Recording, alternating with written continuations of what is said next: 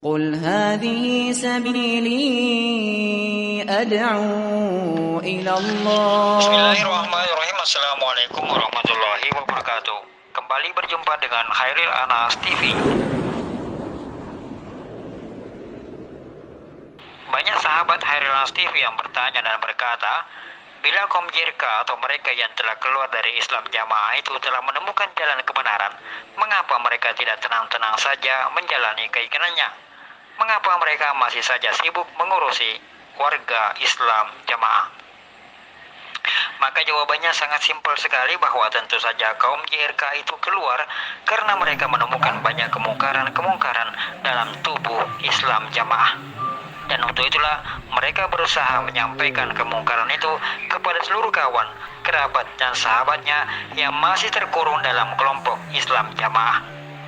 Dan itu merupakan wujud kepedulian para mantan jokam kepada sesamanya, sekaligus untuk menggugurkan kewajiban amar ma'ruf nahi mungkar. Agar tercapai tujuan, sama-sama selamat dari penipuan dan aksi kemungkaran berkedok agama. Tujuan para mantan Islam Jamaah adalah menyelamatkan saudaranya dari aksi tipu-tipu berbungkus fatona serta kedustaan yang dibalut dengan bitona. Para mantan Islam Jamaah berkeinginan menyampaikan kabar kepada seluruh kaum muslimin agar mereka tidak jatuh pada jeratan kelompok pelaku kemungkaran yang pura-pura berbudi luhur, namun sejatinya mereka adalah komplotan musang berbulu domba.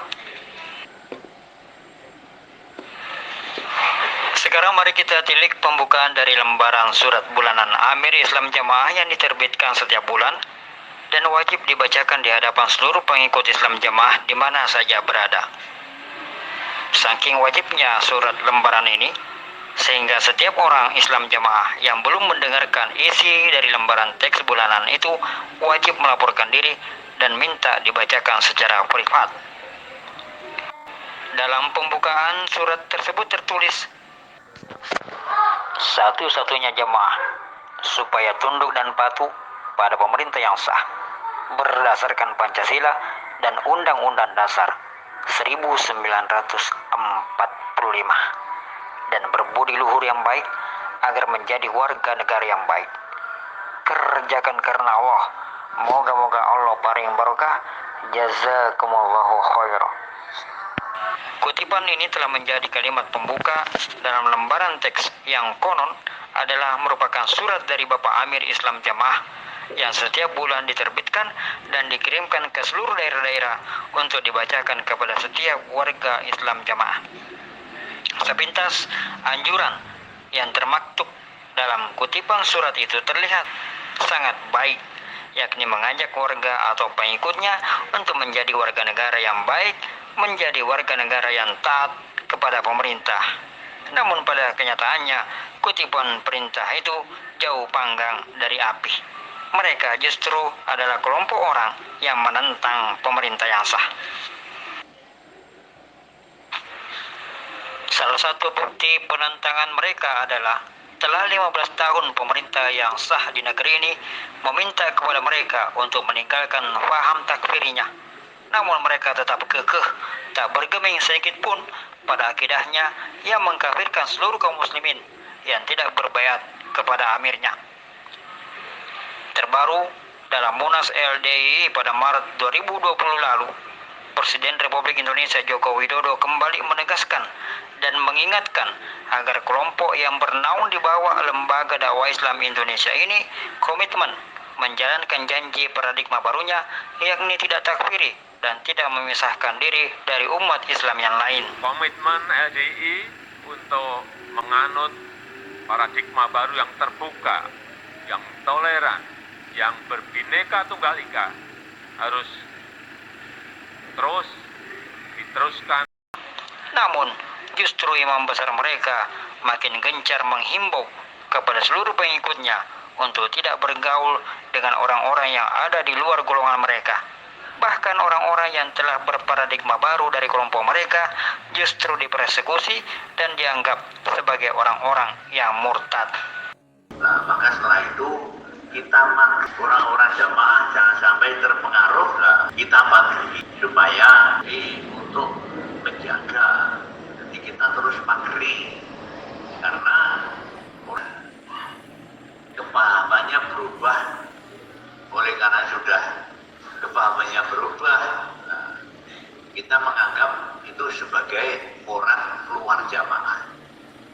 kita samakan dengan Pak Yai Abdul Kirmot, Pak Yai Agib, ya, seperti Umang Irama.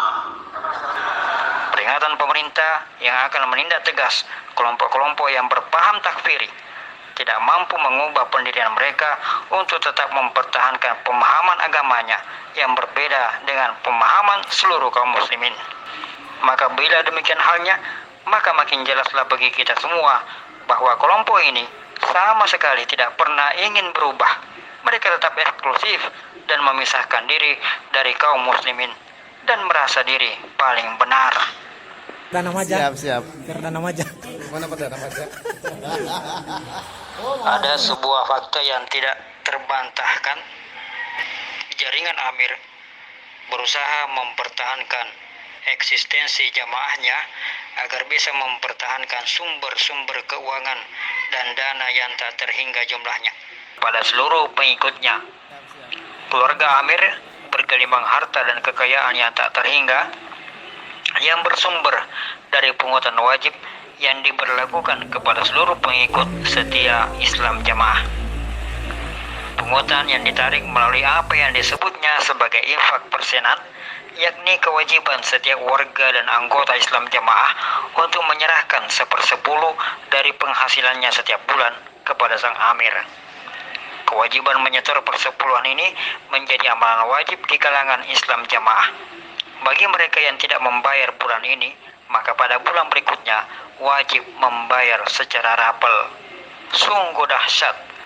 Sebuah amalan bid'ah justru menjadi amalan wajib dan dijadikan sebagai tolak ukur keimanan dan kepahaman seseorang. Dan inilah yang disembunyikan kuat-kuat oleh jaringan Amir dari kelompok sempalan berakidah takfiriyah ini.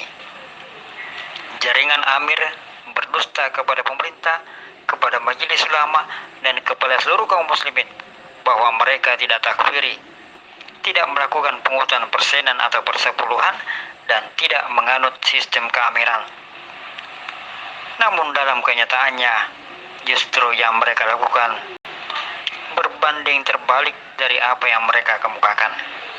Dan bila ini terbongkar keluar, yang kemudian direspon oleh tindakan tegas pemerintah, maka tamatlah riwayat dari kelompok firqah ini. Bukan hanya berdusta keluar, namun jaringan Amir juga mendustai dan menipu para pengikutnya dengan mengatakan bahwa merekalah kelompok yang paling benar, Islam merekalah yang paling sah, dan untuk itu Amir melarang para pengikutnya untuk berguru ke ustadz selain ustadz Islam Jamaah. Dilarang mengikuti kajian selain kajian mereka, dilarang membaca dan mempelajari kitab-kitab para ulama besar, meskipun ulama itu telah masyhur di kalangan kaum muslimin dan telah menjadi rujukan dalam beribadah. Namun bagi kaum Islam Jamaah, sumber agama Islam yang benar hanya satu, yakni ilmu agama yang bersumber dari Kiai Haji Nur Hasan Ubaidah Madigul, sosok yang mereka anggap sebagai ulama dan sekaligus pendiri ajaran Islam Jamaah. Sehingga dengan demikian, selamanya anggota Islam Jamaah tetap jahil dan tidak mengenal syariat Islam yang sesungguhnya. Mereka terus-menerus menjadi korban tipu muslihat.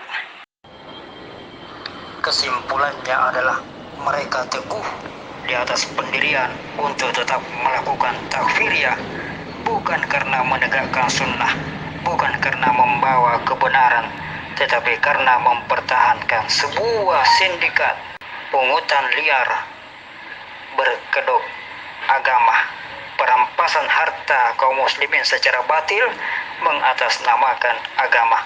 Dan inilah yang mereka lindungi, inilah yang mereka pertahankan. Sekuat apapun tekanan dari berbagai pihak untuk mengedongkel kepahaman takfiriyah mereka, mereka akan tetap teguh, tegar mempertahankannya demi menutupi sindikat kejahatan yang mereka lakukan. Sebuah kejahatan mengatasnamakan agama. Subhanallah. Semoga Allah memberikan hidayah dan taufik kepada saudara-saudara kita yang terjebak, yang menjadi korban dalam sindikat kejahatan ini, dan segera kembali kepada pangkuan seluruh kaum muslimin. berdoa dan terus berusaha menyelamatkan umat, menjaga diri keluarga dan kerabat agar tidak ikut terjerat dalam golongan pemuja Amir Baiat, penikmat Yusrun, dan pelaku subhat yang menjadikan agama sebagai kedok dalam melakukan tipu muslihat. Wajazakumullahu khair. Barakallahu fikum. Assalamualaikum warahmatullahi wabarakatuh.